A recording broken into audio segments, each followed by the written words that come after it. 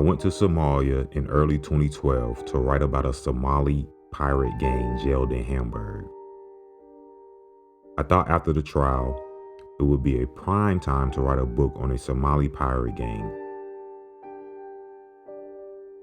I traveled with an award-winning filmmaker who arranged security with a Somali elder. During the trial in Hamburg, we heard how the pirates casted themselves as poor, misunderstood fishermen.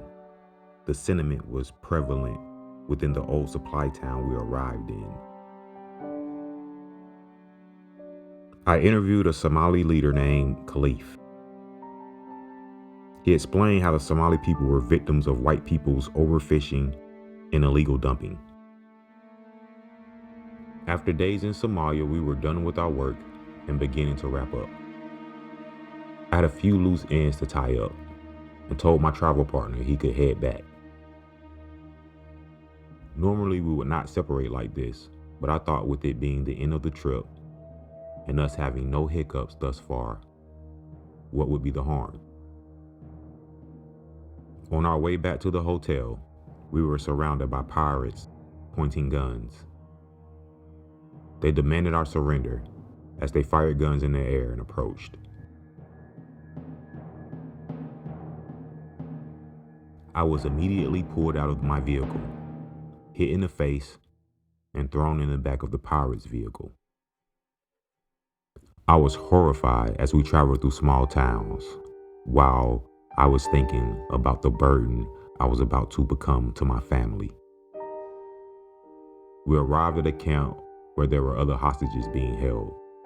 I could see nothing. My glasses were broken during my kidnapping, and everything would be blurry the rest of my time held captive.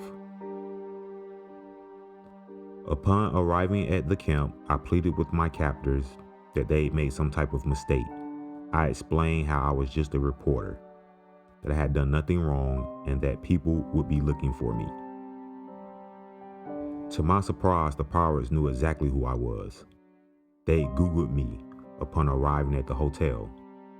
My captors showed me an article I had written for the New York Times and equated this to me being famous/valuable.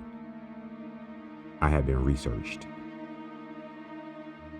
It was here I realized that we had been betrayed by that Somali elder.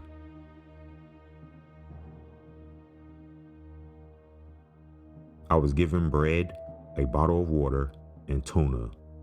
That would be my diet for the next several months.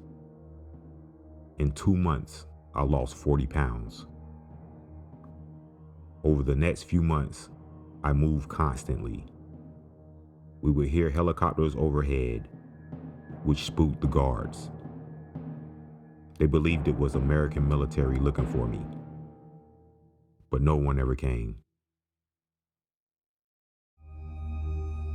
I had the impression my captors had no real plan and was making things up as they went along.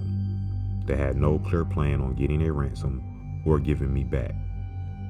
They just kept making outrageous demands. The price for my safe return, $20 million.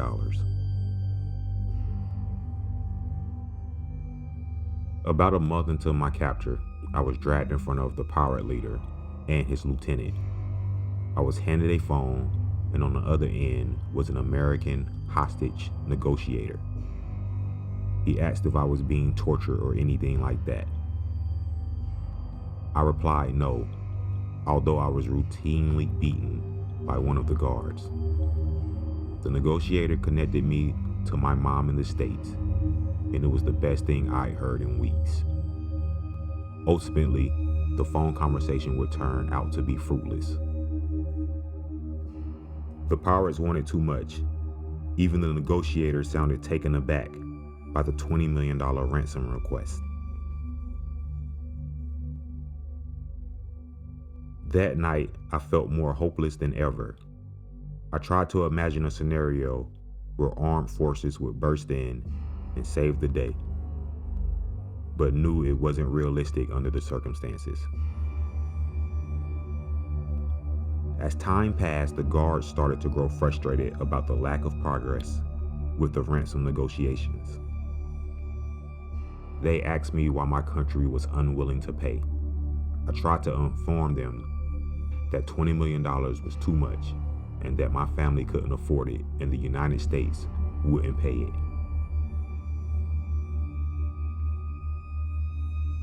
As the weeks turned to months, I could feel myself losing my grip on reality. I could also feel my humanity slipping away and being replaced by hatred. Where I was being held, I was surrounded by assault rifles that were left laying around by the guards. I would fantasize about grabbing one and taking out as many guards as I could before turning the gun on myself. But I rationalized killing myself would be a permanent loss to my friends and family. The morning of the 13th of September was no different than the days past. But after breakfast, I was handed a phone. There was a mysterious negotiator on the line. I was given 30 seconds to talk to him. In that time, he was able to explain nothing before the phone was ripped out of my hands. Proof of life, the captors yelled into the phone. From there, I was told to pack. I could feel the enthusiasm in the camp I was being held in as I gathered my things and was led to a waiting car. Once in the car, I was handed a phone. It wasn't just a negotiator on the phone, it was also my mom. They were telling me that the ransom was paid and that I was coming home.